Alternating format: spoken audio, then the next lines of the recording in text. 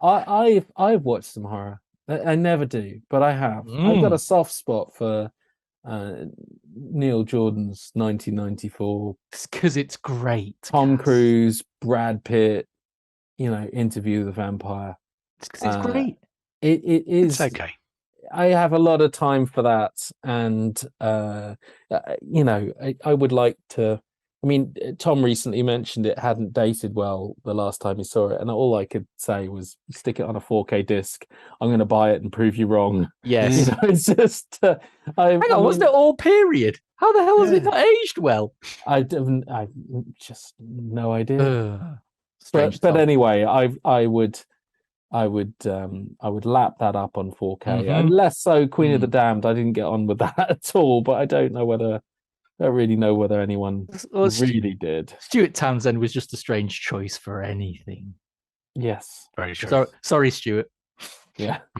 But so on balance, I can see why Anne Rice, the late Anne Rice, wanted to do something else with her books because they weren't really capitalized on. Struck a deal, TV show, but there's so many TV shows have gone wrong. They did like Clarice, and they've done a lot of adaptations that have sought to rekindle interest. They did a Bone Collector one. They did. I mean, they're trying to tap into all of these because there's lots of books about these characters. So the guy from Bone Collector with Denzel Washington is a lot of books, and they're really brand recognition. That's all they want to do it, but they don't get a good story and good actors and good characterization there, and so they can't nail it. So when I heard about Interview with the Vampire, I was like, not for me. But I managed to catch it. It's not come out in the UK. I managed to catch a preview of it. First 3 episodes. It's really good. Oh, nice. It's very nicely done. It's suitably period juxtaposed with a modern retelling. They do kind of in a strange way acknowledge the first movie, which is a really weird thing to do. But you'll see when you see it. I like the characters. I like what they've done with Louis, because he's no longer interminably moaning wet. Honestly, you just wanted Tom Cruise to kill him and move along. It's not like that anymore. So the relationship between Louis and Lestat is different, and it's this time around, spoilers alert, consummated, which is a nice angle to go down, because they're clearly very passionate and borderline obsessed with one another.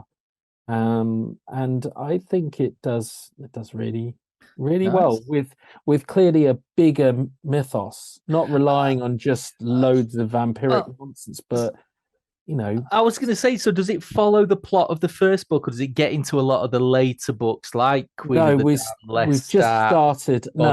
All that kind of stuff. I think she sold the whole thing to be made into various different adaptations. Right.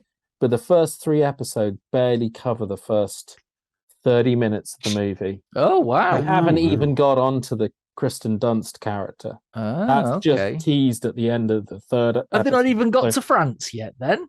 They've got nothing. They've got this New Orleans, and we're at the stage. That's interesting. We're at the stage where you can see how they're having to be very politically low key for a number of different reasons. For the 2 guys in a relationship, as well as 2 vampires who drain people's blood.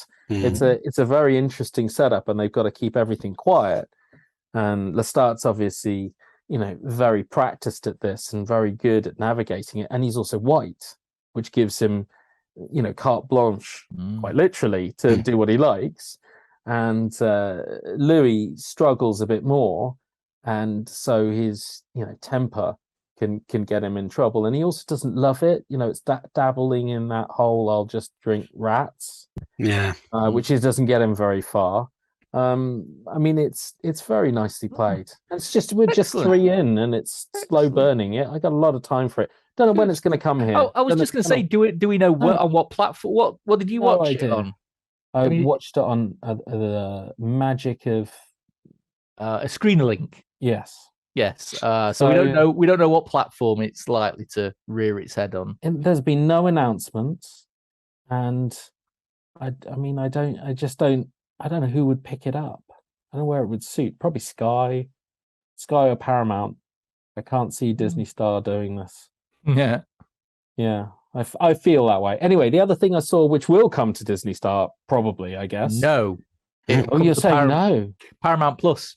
Is it really? When? Yeah. So well, I think Paramount Plus. We're going to say what we're talking about. Yeah, Hellraiser, sure. The new Hellraiser. Hellraiser. It's not been announced, but it's coming to Australian Paramount Plus. I think the end of this week or the middle of this week. So I think odds on it's going to get global rights to Paramount Plus. Paramount Plus, right? I don't know why they're being so secretive about where it's coming or when it's coming. I really enjoyed it. I've only recently become a Hellraiser convert. I recently watched the first movie for the first time. And I think that it is a modern reboot, rehash of the same formula.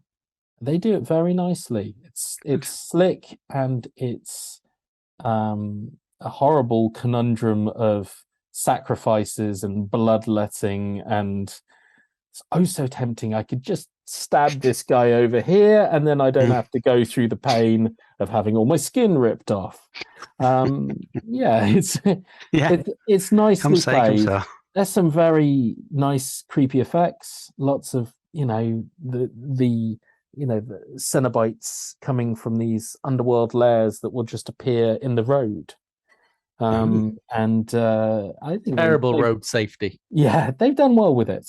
I enjoyed it, and I think it's a worthy modern follow-up, which is very rare these days. As long as it is on a par with Hellworld or Hellseeker, I am fine with that. They are both terrible, by the way. They're terrible.